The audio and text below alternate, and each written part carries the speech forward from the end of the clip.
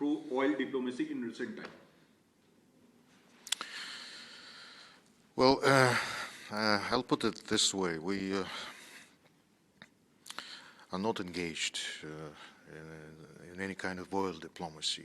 We do the trade, the bilateral trade. We expand the economic relations.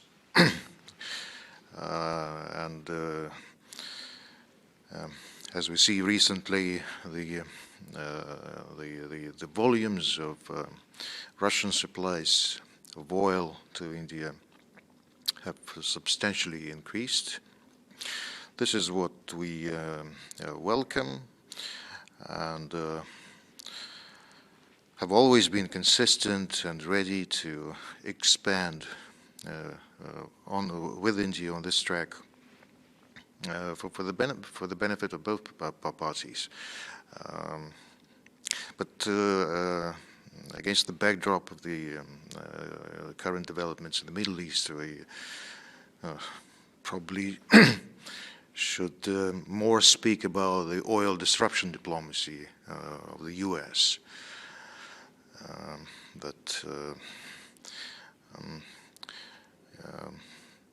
That has resulted in such extreme volatility in the energy markets. So, speaking about Russia and India, we are on the upswing track bilaterally in trade, including oil. And that is something we do endorse and welcome and are determined to continue. So second question, the United States had repeatedly claimed that India reduced its oil import from Russia due to American pressure. What is actual reality behind this claim? Frankly, I'm not in a position to answer this question because we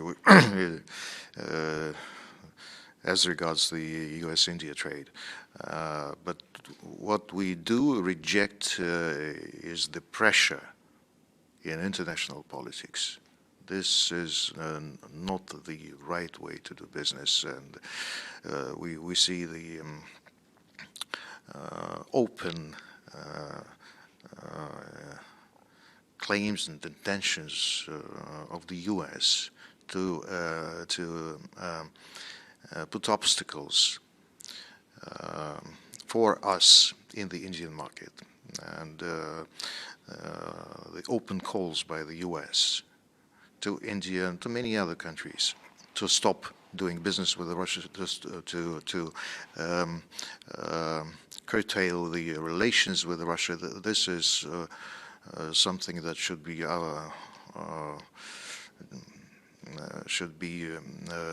resolutely rejected, because this is not the way to do international relations. We reject that, and India has maintained its independent foreign policy. We've been maintaining our independent bilateral relations, and we certainly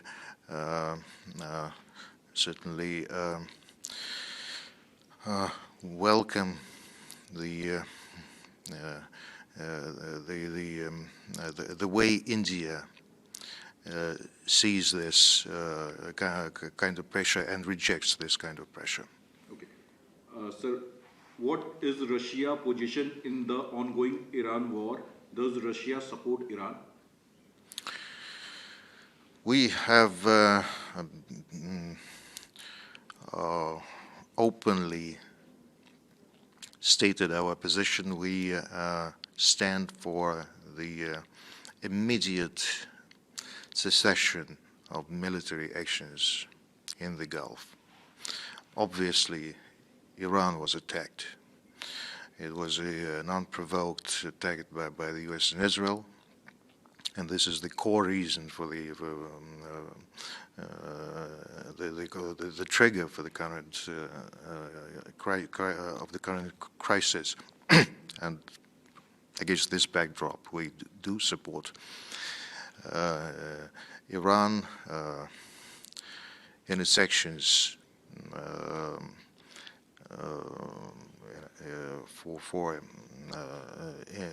independence and security and sovereignty of its own.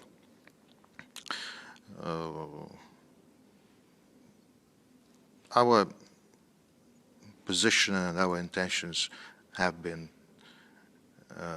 about the immediate cessation of the military actions, and are the calls to all the parties involved to sit at the negotiation table and resolve the differences diplomatically. This is the immediate necessity, the most urgent necessity, because the crisis has been expanding and influencing the global markets directly, the global energy supplies, and had a very detrimental effect on the world at large. Okay. So in Russia, facilitating or supporting the safe transportation of Indian oil shipment through the Hormuz? We have maintained diplomatic contacts with India, as we do with other countries involved, the regional powers. We do have a dialogue with many parties involved, and as we know, India has also been very active in diplomatic efforts in this regard. And bilaterally we are also in dialogue between us as regards the quickest possible resolution of the crisis. Okay. Is Russia providing intelligence or military assistance to Iran in the conflict? I'm not in the know about it. I'm not the ambassador to Iran. What I can say that the Russian embassy in India does not provide any intelligence or military support to Iran. Okay. What is your opinion on the bombing of a girl school in Minab, Iran, carried out by the United States allegedly? What we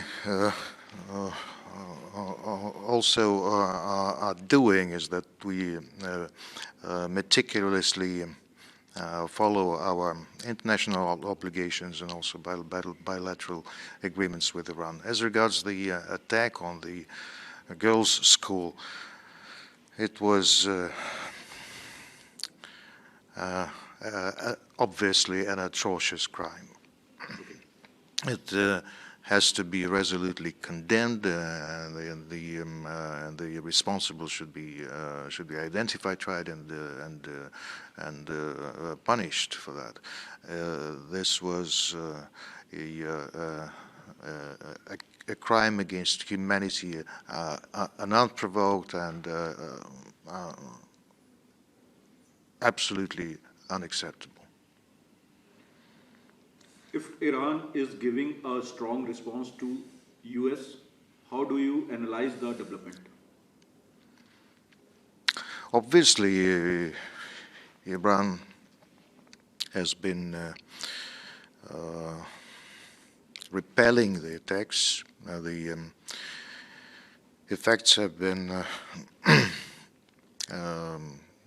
quite opposite to what the US supposedly wished for. Internally, Iran has consolidated. It responds to the attacks, to the air attacks against it.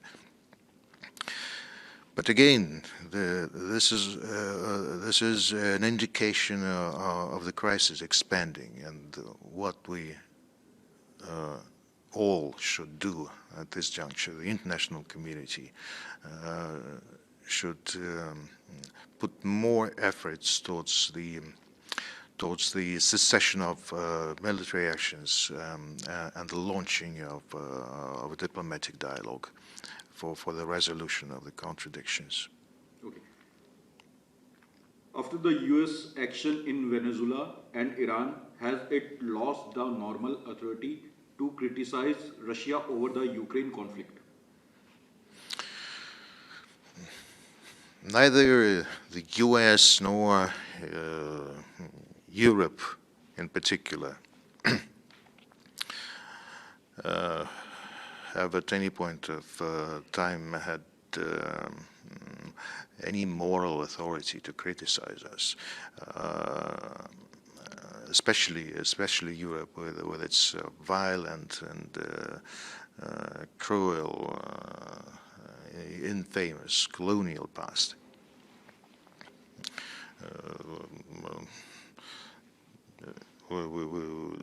The US, in the first place, have for decades been the main instigator of various crises and military conflicts all over. It certainly doesn't have any moral authority to teach us about anything or India or anybody else as regards the morals in various regional crises, especially when military forces is involved. Okay. Sir, regarding FPV drones, Zelensky has said that Russia is supplying them to Iran. The allegation. I'm not in position to answer that. Okay. I don't follow that. Okay. In the Iran-Israel wars, several journalists were also targeted. How do you see? That is obviously unacceptable. The civilians and the journalists should not be the target and should not be the collateral damage in the conflicts. Okay. So Russia will continue supplying energy resource to Cuba even though the United States has imposed sanctions on Cuba. Again, the means and the ways to use pressure, to put blockades, to impose sanctions is not the instruments to in international relations should not be such instruments unless there is a UN mandate for that. All other sanctions, all other kind of pressure, all other actions like blockades are illegal in nature and should be resolutely rejected. So we maintain this kind of approach towards such intentions and actions, and we are determined to support Cuba and the energy security of Cuba, and do whatever possible to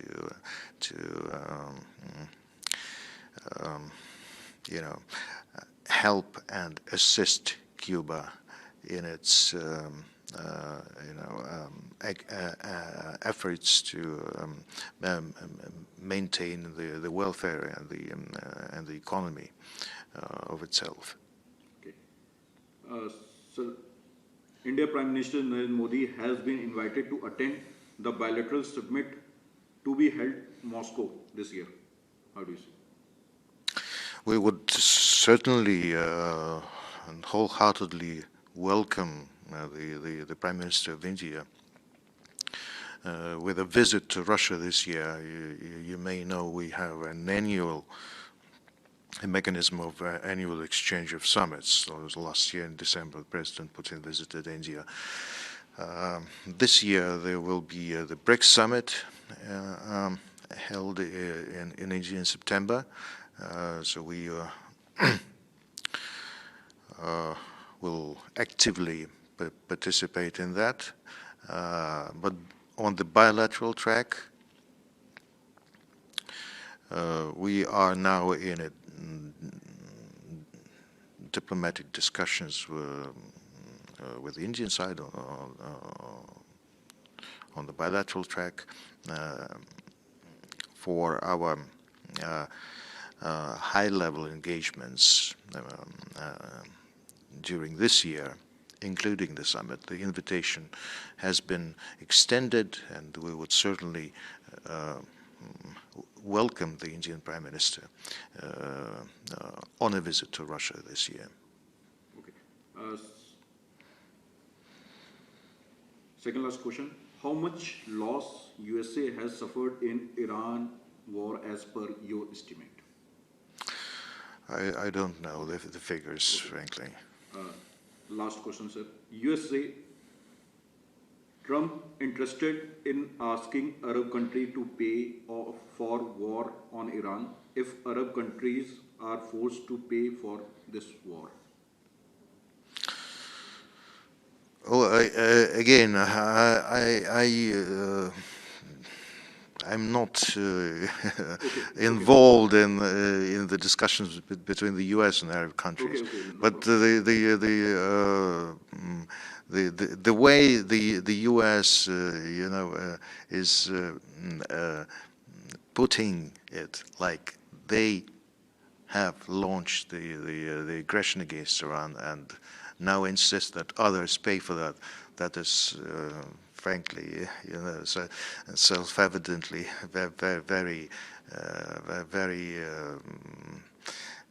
very unacceptable way it should be unacceptable to many and the Gulf countries in the first place. So last question. Your deputy foreign minister, he is in India. Yesterday he met Indian foreign minister and talk about bilateral and ongoing war situation. We held our Foreign Office bilateral consultations yesterday. Our Deputy Foreign Minister Rudenko was in Delhi. There was also a call by him on the External Affairs Minister Jaishankar. The engagements went very well, as we have always had our bilateral dialogue. We have discussed the full scope of our bilateral engagements, the whole of bilateral agenda, whether it is a political track or our economic ties, and various pressing international matters and problems, and the Gulf crisis certainly was